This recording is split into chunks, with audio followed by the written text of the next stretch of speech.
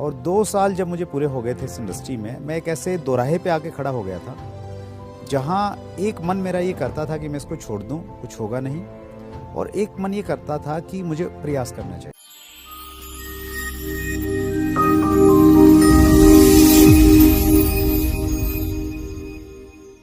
Hello everyone and welcome to the struggle stories season 1 and episode 8। आज हम आपको एक ऐसी शख्सियत से मिलवाने वाले हैं जिन्होंने अपने करियर के 19 साल इस नेटवर्क मार्केटिंग इंडस्ट्री को दिए हैं, तो मतलब उनका एक्सपीरियंस भी कमाल का होगा।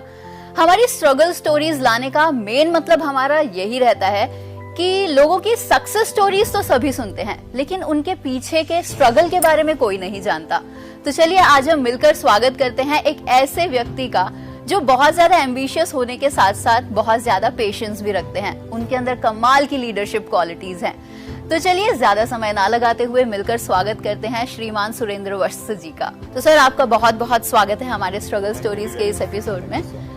तो जैसे कि हमारा ये स्ट्रगल स्टोरीज का एपिसोड है, तो मेरा सबसे पहला सवाल आपसे यही है कि जो भी आपकी जर्नी रही नेटवर्क मार्केटिंग इंडस्ट्री के अंदर, उसमें आपने क्या क्या स्ट्रगल्स फेस किए? सबसे पहले तो मैं आपका धन्यवाद देना चाहता हूँ, और थोड़ा सा क्या बोलेंगे उसको,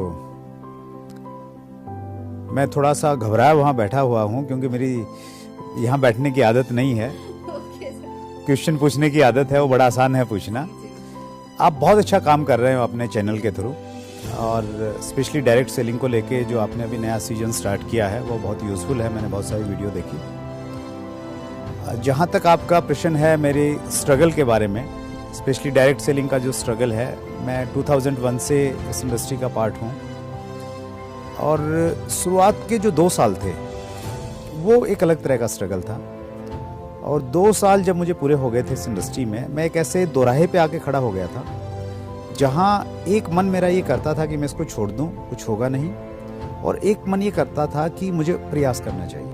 वो एक ऐसा टाइम था जब हिसाब किताब लगाया कि इसमें काम करके मुझे क्या मिला और क्या मैंने खो दिया, तो मैंने ये पाया कि मैं 2 लाख रुपए का कर्जदार हो गया हूँ। और वो 2 लाख रुपए का जो कर्ज था मेरे ऊपर में, वो कोई बैंक लोन नहीं था, वो प्राइवेट फाइनेंसर से मैंने पैसा लिया हुआ था, और उसका इंटरेस्ट बहुत ज़्यादा रहता है। मुझे मालूम नहीं, आपका शायद अनुभव नहीं रहा होगा, तो बहुत भारी उसका इंटरेस्ट देना पड़ता है।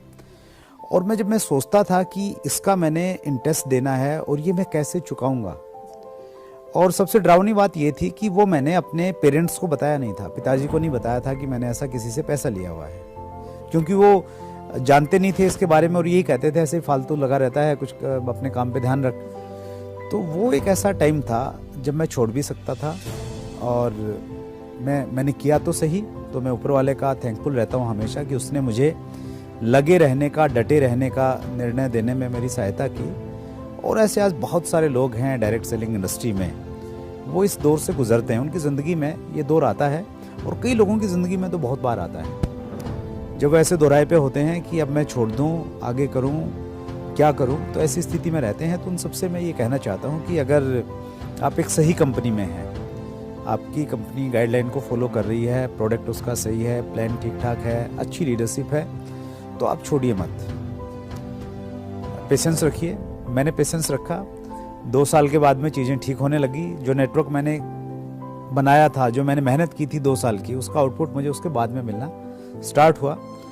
पहले 2 साल की ज़िंदगी में थोड़ा ज़्यादा स्ट्रगल था, उसके बाद में धीरे धीरे चीज़ें ठीक होती चली गई। मेरा नेक्स्ट क्वेश्चन सर आपसे IDSA और FDSA से रिलेटेड है।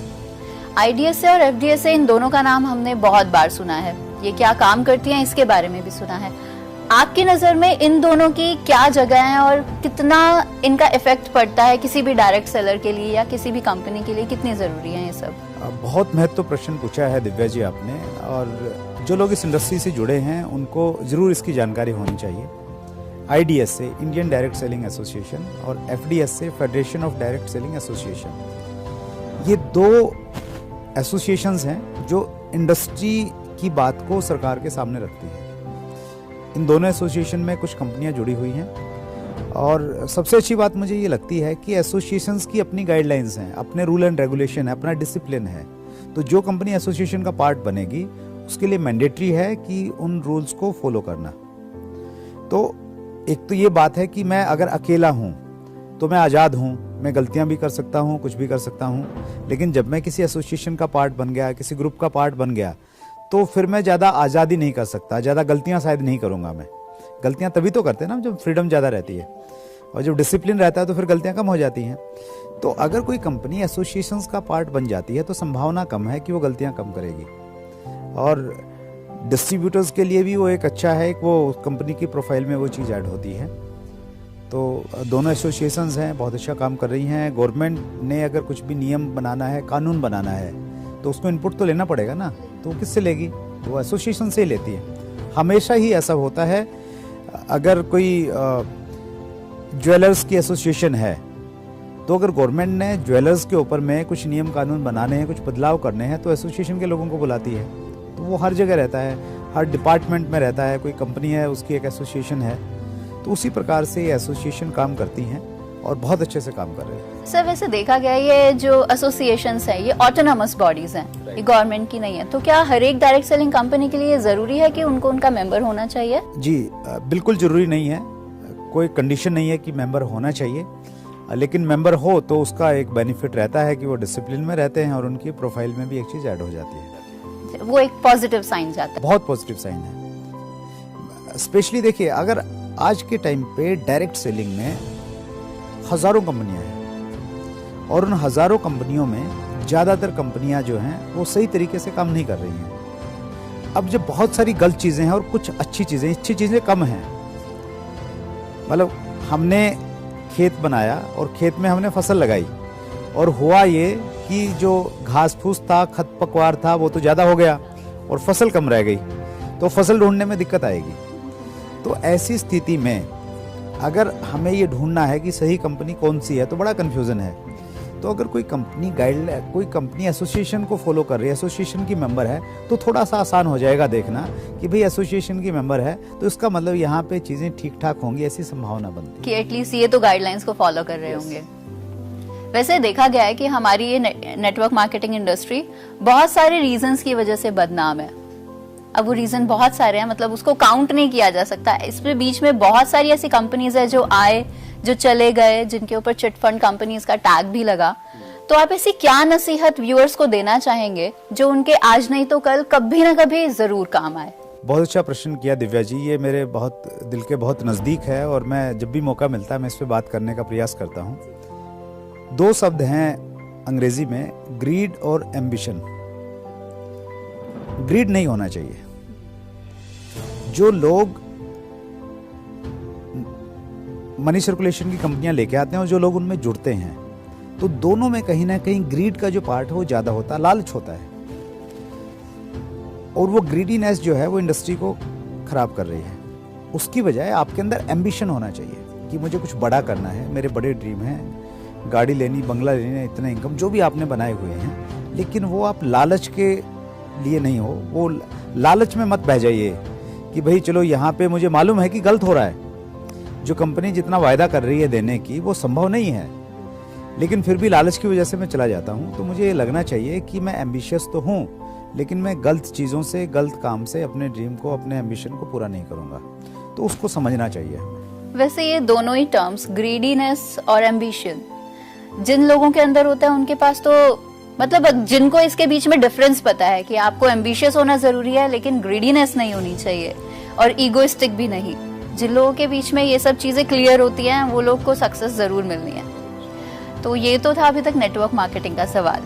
नेक्स्ट क्वेश्चन है मेरा सर कि जो आपका खुद का चैनल चल रहा है, चैट विद सुरेंद्र वत्स, जिसको सच में लोग बहुत ज्यादा पसंद करते हैं और पर्सनली मुझे भी बहुत अच्छा लगता है, तो इसको स्टार्ट करने के पीछे आपका क्या विजन है? दिव्या जी, मैंने 2001 से मैं इंडस्ट्री में हूँ। 2011-12 का जो टफ टाइम था इंडस्ट्री का, उसमें मैंने सौभाग्य मिला कि एक जो मुहिम चल रही थी डायरेक्ट सेलिंग को, उसको लीड करने का, और उसके बाद में मैं क्लोजली डायरेक्ट सेलिंग से जुड़ गया। पहले तो मैं अपनी कंपनी तक सीमित था 2011-12 तक, उसके बाद मैं इंडस्ट्री से जुड़ गया।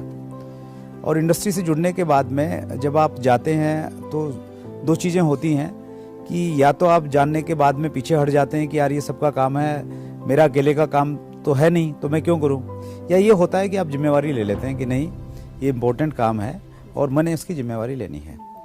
तो वो दूसरे वाला एहसास मुझे हुआ कि मुझे जिम्मेवारी लेनी है, इस इंडस्ट्री ने मुझे इतना दिया है और मुझे अगर मुझे मौका मिला है तो मैं इसे सर्व करूँगा। तो फिर मैं इंडस्ट्री से जुड़ा, एसोसिएशन से जुड़ा, तो वहाँ भी मैंने ये महसूस किया कि कंपनियाँ तो आपस में जुड़ी हुई हैं कहीं एसोसिएशंस की वजह से, लेकिन जो कंपनियों के लीडर्स हैं वो जुड़े हुए नहीं हैं, उनमें दूरियाँ हैं, उनमें कम्युनिकेशन गैप है। तो प्रयास ये था कि क्या सारे लोग एक मंच पे आ सकते हैं, एक चैनल पे आ सकते हैं। तो मैंने प्रयास किया, एक व्यक्ति को बोला, वो तैयार हो गए, दूसरे को बोला, मेरा और उत्साह बढ़ा, तीसरे को बोला कि ठीक है सर, आप इस नियत के साथ कर रहे हैं तो मैं भी आ जाऊंगा। कुछ ने बोला कि हम अपनी कंपनी से परमिशन लेंगे, आप मेल भेजो, तो फिर वो भी आ गए। तो अच्छी बात यह है कि इंडिया की जितनी भी डायरेक्ट सेलिंग कंपनी है, लीडिंग डायरेक्ट सेलिंग कंपनी, चाहे वो इंडियन है या वो मल्टीनेशनल कंपनीज हैं, उनके किसी न किसी लीडर को हम लोग अब तक यहाँ पे बुलाने में कामयाब रहे। और एक और बड़ा टास्क था हम लोगों के लिए, जो हमारी 1 साल कंप्लीट हुआ चैट विद सुरेंद्र वत्स का, तो हमने फ्रेंड्स मीट 2020 करके एक प्रोग्राम रखा और वो हिंदुस्तान में पहली बार ऐसा प्रोग्राम हुआ जब 32 टॉप लीडर्स एक साथ एक मंच पे एक स्टेज पे थे। और वो जो फोटो बना उन सब का, वो अपने आप में मतलब किसी चमत्कार से कम नहीं है। जो लोग कहीं ना कहीं आपस में मतलब ये एक दूसरे को कंपटीटर मानते थे, तो उनको लगा कि नहीं, इतना पोटेंशियल है हमारे देश में, तो हम मिलकर आगे बढ़ेंगे, एक अच्छा माहौल बनाने में हम काम करेंगे। और मैं सौभाग्यशाली समझता हूँ कि लोगों के सहयोग की वजह से हम लोग उसमें कामयाब हो रहे हैं। ये आपकी सोच अच्छी है, इसीलिए शायद आपको अच्छी बरकत मिल रही है। शायद नहीं सर, ये है ऐसा ही। अच्छा, मेरा आखिरी सवाल आपसे आपकी बुक से रिलेटेड है। आपके हर सवाल का जवाब ये आपकी बुक है। टाइटल से पता लगता है कि सच में जो आपके दिमाग में खटक रहा होगा, आपको उसका जवाब वहाँ पे मिल जाएगा। तो इस बुक पर थोड़ा और प्रकाश डालिए। जी, मैं बहुत टाइम से बुक लिखने की कोशिश कर रहा था। ऑनेस्टली अगर मैं बताऊं तो मैंने 2010 में बुक लिखना स्टार्ट किया था, और जब मैं लिखता हूं तो उस पर डेट डालता हूं कि आज मैंने क्या लिखा। लेकिन वो बुक तो अभी मेरी रास्ते में ही है, पता नहीं कब पूरी होने वाली है वो। और मेरी कुछ आदत है कि मैं हर काम बहुत परफेक्ट तरीके से करना चाहता हूं, तो उसमें समटाइम चीज़ें डिले हो जाती हैं। ये जो किताब है, ये एक बेहतरीन किताब है। बेहतरीन किताब इसलिए कह रहा हूँ मैं, जनरली कोई भी हम एक बुक पढ़ते हैं तो उसमें एक राइटर होता है और वो पर्टिकुलर 1 या 2 टॉपिक पे बातचीत करता है। लेकिन इस बुक में 25 सफल लोगों की जिंदगी का निचोड़ है। 25 जो कामयाब लोग हैं जो हमारे चैनल पे आए, उनके हमने इंटरव्यू लिए हैं। और इंटरव्यू अगर 1 घंटे का था तो उस 1 घंटे के इंटरव्यू में से हमने 10 मिनट का जो क्रक्स था उसका, वो निकाल के उसमें दे दिया है। तो मेरा ये मानना है कि वो किताब इंडस्ट्री के लिए, अगर कोई विजन जानना चाहता है, वो 25 कामयाब लोगों के एक्सपीरियंस जानना चाहता है, तो उसे एक बुक में मिल सकते हैं। तो मतलब ये तो मस्ट बाय हो गई हम सबके लिए, कि हम सबको तो लेना ही पड़ेगा इसे। वो मेरी बहुत मनपसंद बुक है, और इसलिए नहीं कि वो मेरे द्वारा उसको लॉन्च किया गया है या मैं उसका माध्यम बना हूँ।